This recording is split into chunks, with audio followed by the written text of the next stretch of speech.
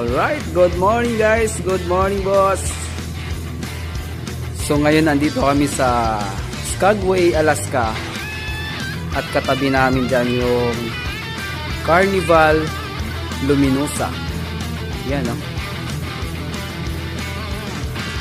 Ayun, makikita natin dito, may makikita tayong mga yelo sa bulubudnukin. Ayun.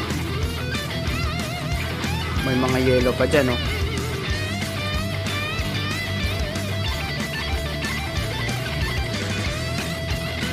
Alright. So ayun, mamaya explore naman natin yung Skagway sa labas.